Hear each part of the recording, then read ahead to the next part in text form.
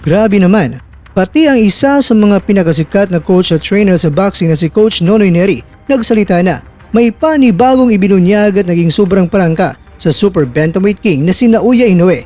Coach Neri naniniwalang wasak itong si Inoue sa kakaibang estilo na taglay sa pagkipaglaban na nag-isang angas ng Pinas na si John Riel Casimero.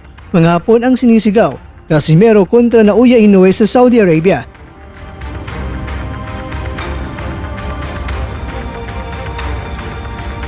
Luis Neri nagamuna ng isa pa kay Inoue.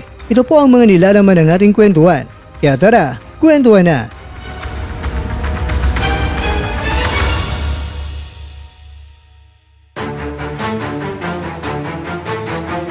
Wala munang mag-react dyan. Alam kong marami ang nasa isipan ninyo ngayon ng mga reactions sa balitang ibabagi ko sa inyo ngayon. Pero kalma ka lang dahil kung nakikinig tayo sa mga reaksyon sa opinyon ng iba na hindi man lang nasubukang umakyat sa luna at naging professional boxers o naging coach man lang sa isang boksingero na lumalaban sa boxing event sa barangay at lalong-lalo na syempre na lumalaban sa professional na mga laban. Paano na kaya kung ang isang subok na coach at ilang maboksingero na rin ang kanyang sinanay na naging world champions ang nagbigay na ng kanyang saloobin at opinyon sa usapin na kaya bang talunin ni Casimero ang halimaw ng Japan na si Inoue? Mga kakwento, ito ang naging headline ng Yahoo News Japan na isinalin natin sa wikang Japanese to English. Ang balitang ito syempre ay nagpakalembang sa tenga ng mga Hapon. Nilaging sobrang prangka itong si Coach Neri sa kanilang pambato na si Inoue. Biruin nyo, 1-2 combination na banat kagad ang kinalabit ni Coach at sinabi niya na taglay ni Casimero ang mga katangian ay isang boksingero na makakatalo kay Inoue.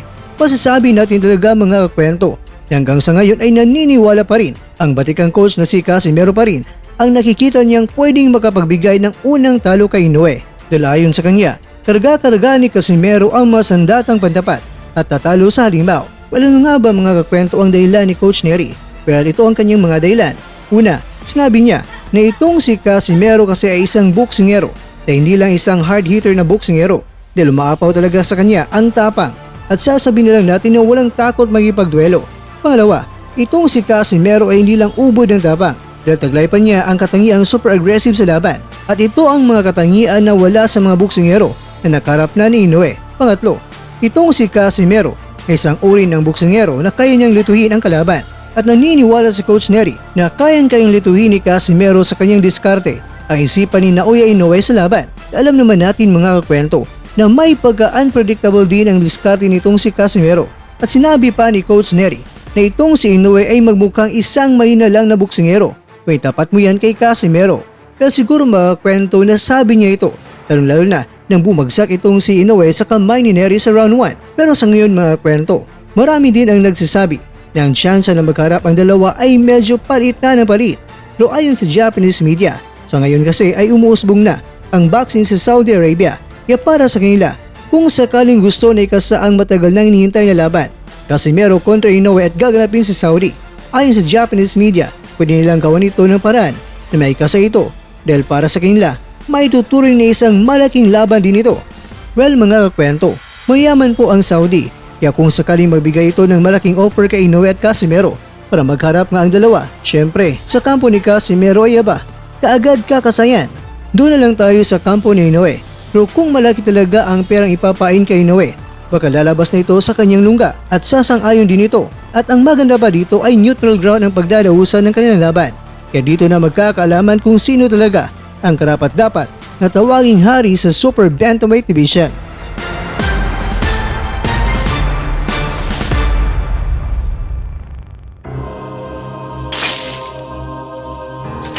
Mga kakwento, ayon nga sa Japanese media, pwedeng gawa ng paraan ng taga Saudi Arabia ng Casimero at Inoue ay may ikasa. Ang impormasyong ito mga kwento ay hindi po sa akin nagmula. Pagkus nagbagi lang ako sa Japanese media sa balitang ibinahagi nila sa kanilang bansa. Pero ganun pa man, itong si Luis Neri ay nagamuna kay Naoya. Gusto niya ng isa pa, pero sa featherweight division na.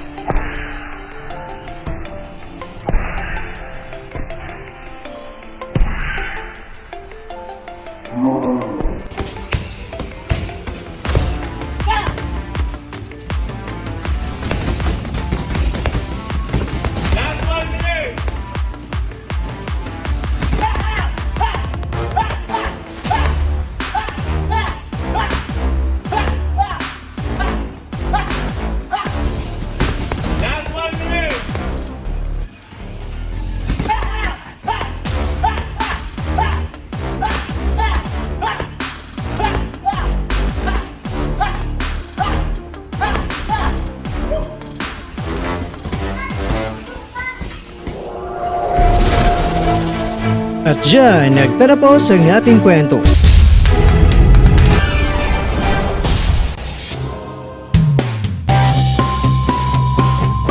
Maraming salamat mga kakwento sa inyong panonood.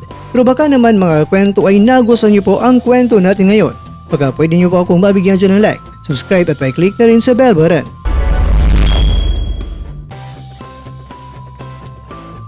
Pero bago tayo matapos mga kwento ay syempre, shoutout po muna tayo dyan sa ating mga kakwento.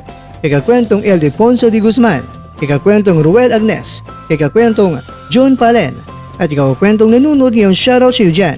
Bueno, hanggang dito na po muna ang ating kwentuhan at abangan nyo na po ang ating susunod na video.